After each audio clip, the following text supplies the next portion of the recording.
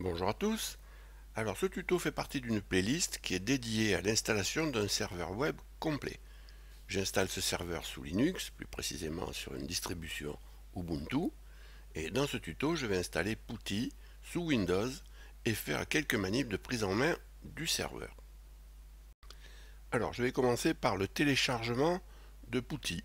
Donc PuTTY c'est un émulateur de terminal. Il va me permettre de me connecter depuis ma machine Windows vers le serveur Ubuntu que j'ai loué, si vous voulez, pour faire l'installation. Donc avec PuTTY, je vais pouvoir travailler en ligne de commande.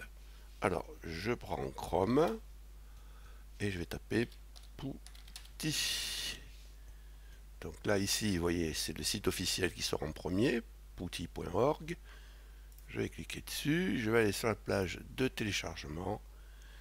Je vais descendre un peu, je vais prendre des binaires, moi, directement un binaire que je vais enregistrer sur le bureau. Voilà. Et je vais le mettre là au milieu. Donc maintenant je vais faire un premier lancement de PuTTY et je vais le configurer. Alors pour ça, il me faut quelques éléments. Donc quelques éléments que j'ai reçus lorsque j'ai loué le serveur. En particulier, il me faut l'adresse IP du serveur. Il y a un premier compte qui a été créé par l'hébergeur qui est Ubuntu. Et j'ai reçu un mot de passe également. Donc j'y vais, je le lance. Je vais commencer par changer la police parce que moi je fais une saisie d'écran et ça risque d'être trop petit sinon. Là je reviens sur session, je vais mettre l'IP de mon serveur. Ici je vais la copier-coller. Je vais lui donner un nom pour cette session, je vais l'appeler serveur Ubuntu. Oh là, Ubuntu, c'est déjà assez compliqué comme ça. Bon, et je vais sauvegarder la session. Ok. Bon, là j'ai terminé. Je sors, d'accord, et je vais faire comme si je venais maintenant me connecter pour la première fois. Donc maintenant, je veux me connecter à mon serveur. Je double-clique ici, je choisis ma session, je la charge et je vais demander l'ouverture de la connexion. Je pourrais aussi double-cliquer directement sur la session, sur le nom de la session. Bon, on verra après, on aura l'occasion de le faire. Donc là, premier lancement. Normalement, vous allez avoir un message qui va vous dire vous devez installer une clé. Moi, là, il est malin. J'ai déjà installé une clé une première fois et il me dit attention, tu en installes une deuxième. Il y a un truc qui ne va pas chez toi. Donc, il vous suffira d'accepter la clé.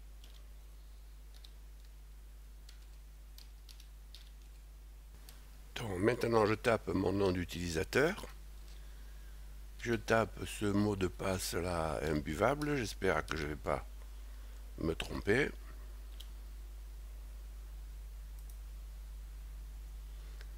Et il me demande maintenant de changer le mot de passe. Donc il faut que je retape ce mot de passe imbuvable.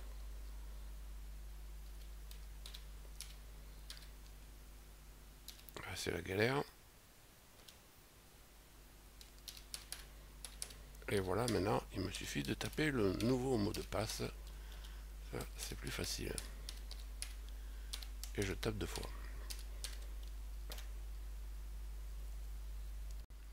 Donc maintenant je vais me reconnecter au serveur. Je vais double-cliquer ici.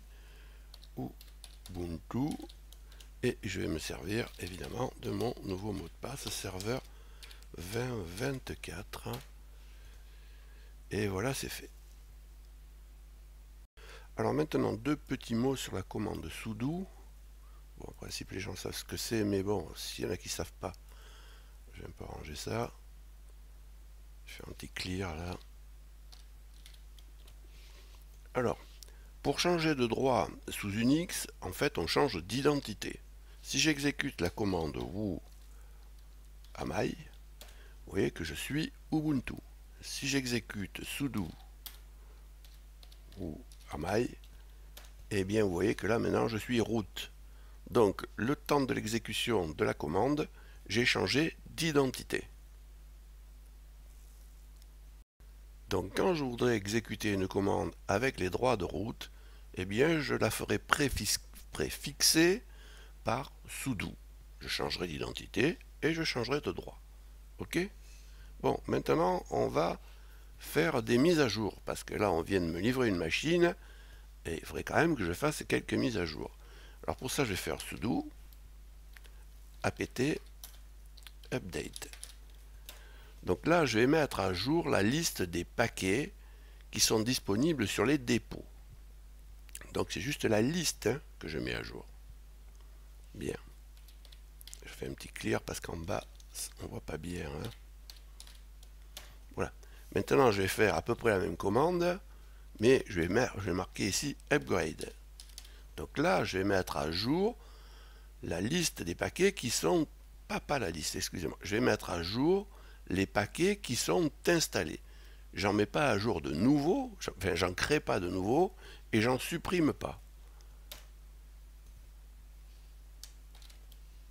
Alors si vous voulez des infos sur les mises à jour, là, je mettrai un lien là vers le site officiel Ubuntu où tout ça s'est expliqué.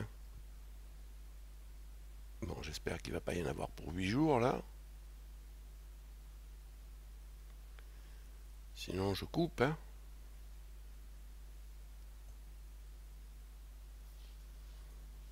Bon, on va patienter un peu. Là, je sens que tout le monde est parti là. Bon, et je coupe. Bon, alors j'ai bien fait de couper. Bon, de toute façon, la barre de progression était à 20%. Donc, ça a mis du temps. Alors, vous voyez que là, il y a un noyau pending kernel update. Donc, le noyau n'est pas encore mis à jour. Il me demande de rebooter pour avoir la nouvelle version. Donc c'est écrit dessous là, je me trompe de ligne, restarting the system to load the new kernel. D'accord, donc on va rebooter. Donc ça tombe bien parce que c'était ce qui était prévu. Alors je vais faire un sudo shutdown. Je mets un -R pour reboot si vous voulez. Et là je mets le moment où je veux le faire. Et là je lui dis now. Et là forcément, comme je lui demande de rebooter, ben, il reboot et il me coupe la connexion. Voilà, donc il suffira de se connecter après pour avoir un nouveau noyau et tout ce qu'il faut. Alors je vais quand même vérifier que je peux me reconnecter correctement. Là. Donc, Ubuntu serveur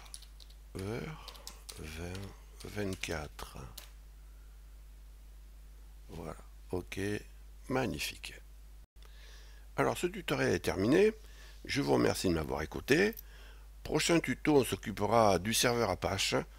Alors si vous avez appris quelque chose, un pouce est toujours le bienvenu. Enfin, je vous rappelle que vous avez la possibilité de vous abonner à cette chaîne. Dans ce cas, n'oubliez pas d'activer les notifs. Salut et à bientôt.